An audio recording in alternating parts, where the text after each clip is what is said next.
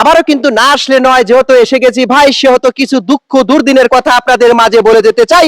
আমরা এখন দাঁড়িয়ে আছি উল্লাপাড়া থানার পঞ্চকুশি ইউনিয়নের অন্তর্গত দমদমা গ্রামে। যে জায়গায় কিন্তু দাঁড়িয়ে আছে এটা হচ্ছে উল্লাপাড়া থেকে জামতল যাওয়ার একটা মেন সড়ক। আর মেন সড়কের যে দুর্ভোগ অবস্থা সেটি কিন্তু আপনাদেরকে দেখানোর জন্য আমরা নিয়ে এসেছি আজকে এই দমদমা গ্রামে। তো দমদমা গ্রামে আপনারা দেখতে পাচ্ছেন দর্শক যে আমি যে জায়গায় দাঁড়িয়ে আছি আসলে প্রচুর পরিমাণ পানি, নিচে কিন্তু পাকা সড়ক। আর আপনারা দেখতে পাচ্ছেন প্রায় অনেকটা রাস্তায় কিন্তু এরকম পানিতে কিন্তু আসলে রাস্তা বন্ধ হয়ে গেছে। আসলে মানুষের যে ভোগান্তি, মানুষের যে চলাচলের একটা সরাসরি রাস্তা, হাজারো হাজার মানুষের চলাচল কিন্তু এই রাস্তা দিয়ে ডাইরেক্ট জামতল থেকে উল্লাপাড়া পথে যেতে হয়। আর আপনারা দেখতে পাচ্ছেন যে একটা গাড়ি ঘোড়া যদি আসে তাহলে আপনারা দেখতেই পাচ্ছেন যে আসলে কত কষ্ট করে গাড়িগুলোকে নিয়ে যেতে হয়। অনেক গাড়ি মাঝে মধ্যে কিন্তু উল্টেও যায়, কারণ যেহেতু গাড়ির এখানে পাকা সড়ক, জায়গায় জায়গায় দোপা থাকে, অনেকেই দেখতে পারে না। তো সেভাবে চালিয়ে গেলে কিন্তু অনেকগুলো গাড়ি দুর্ঘটনা ঘটে যায়। তো আসলে এই পানি থেকে যদি নিরাশ পেতে হয় বা কোনো শান্তির আভাস পেতে হয় তাহলে কিন্তু প্রয়োজন নিশ্চিত এখানে একটা ড্রেন, ছোট চাপা হোক যেভাবে হোক একটা ড্রেনের যদি ব্যবস্থা করা হয়। এবং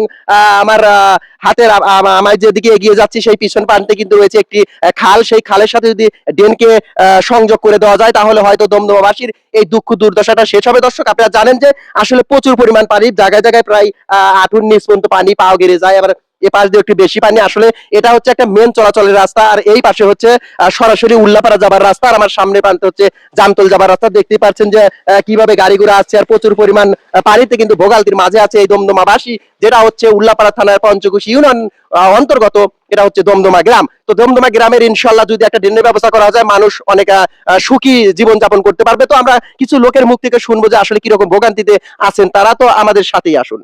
তো দর্শক আমি এখানকার এক বাসিন্দা এক লোকের সাথে কথা বলবো, দেখি কি বলে। ভাই নাম কি? মোহাম্মদ জুয়েল হোসেন। আপনার বাসা কোথায়? দমদমা। তো এখানে যে পানি এরকম জমাট বেঁধে রয়েছে আপনারা মানে কি রকম অনুভব করতেছেন? আমরা পানিটা বাঁচার জন্য খুবই কষ্টদায়ক, স্কুলে পোলাপান যাইতে অনেক সমস্যা হয়। এখানে সরকারকে একটা অনুরোধ করছি যে একটা ড্রেন দেয়, ড্রেনটা নালা আছে, নালাতে দিলে অনেক ভালো হবে।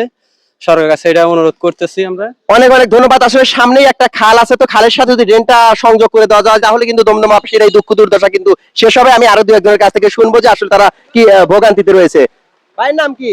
মোহাম্মদ রঞ্জু ইসলাম। তা আপনি কি প্রতিনিয়ত এই রাস্তায় গাড়ি চালান? এখানে যে পানি বেজে রয়েছে আপনি কি রকম দুঃখে আছেন আর কি? অনেক কষ্ট আছে, এখানে একটা নৌকা দিলে মনে হয় ভালো হইতো, মানে বা ব্রিজ দিলে ভালো হইতো। এত পানি পানি বেশি মানে সরকারের কাছে দাবি যে যদি একটা ছোট একটা ড্রেন করে দেওয়া হয়, নালার দিকে দিয়ে দেওয়া হয়, পানিটা যদি বের হয়ে যায় তাতে কি আপনারা খুশি হবেন? খুশি মানে আমাদের জন্য ভালো হয় আর কি, অনেক ভালো হবে। যাই হোক দর্শক আপনারা শুনতেই পাচ্ছেন আসলে মানুষের যে ভোগান্তি, আসলে দমদমাবাসী না, দমদমা সহ এলাকাবাসী, পঞ্চকুশি ইউনিয়ন বাদ দিয়ে সিরাজগঞ্জ জেলার যত লোক এখান দিয়ে কিন্তু চলাচল হয় এই রাস্তা দিয়ে, যেটা হচ্ছে আমার পিছন প্রান্তে রয়েছে উল্লাপাড়া আর সামনের প্রান্তে রয়েছে জামতল সিরাজগঞ্জ, যেটা কিন্তু মেন সড়ক। আমরা আরো দু একজনের মুখ থেকে কথাগুলো শুনবো। কাকা আপনার নাম কি? আমার নাম আলমগীর হোসেন সরকার। আপনার বাসা কোথায়? আমার বাসায় পাশেই। পাশে তো আপনাদের তো প্রতিনিয়ত এই রাস্তা দিয়ে চলাচল করতে হয়। এই যে পানি যে বেঁধে আছে, পানির জন্য আপনারা কিরকম কষ্টে আছে? পানির জন্য আমরা খুবই কষ্ট আছি, এবং আমাদের এই যে পাশে ঘর দুয়ারও নষ্ট হয়ে যেতেছে, লোকজন এই দিক দিয়ে চলাফেরা করে, গাড়ি গুড়ি চলাফেরা করে, আর বাচ্চা কাচ্চা নিয়ে আমাদের খুবই সমস্যা হয়েছে। তো সাইড দিয়ে যদি একটা ড্রেন করে দেন এবং সরকারের তরফ থেকে যদি ড্রেন করে দেয় আমার এই দুই পাশে এলাকার বাসীর অনেক লোকজনের সুবিধা হবে, অনেক সুবিধা হবে। যাই হোক ইনশাল্লাহ শুনতে পাচ্ছেন আসলে একটা ড্রেন এখানে কি পরিমাণ প্রয়োজন সেটা আসলে বলে বোঝানো যাবে না।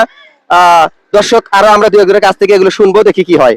দর্শক এখন আমরা কথা বলবো আসলে এই সামনে কিন্তু দমদমা সরকারি প্রাথমিক বিদ্যালয়, আর এই প্রাথমিক বিদ্যালয়ের শিক্ষকের সাথে আমরা কথা বলবো আসলে সেও কিরকম ভোগান্তিতে রয়েছে আমরা একটু শুনবো। ভাইয়ের নাম কি?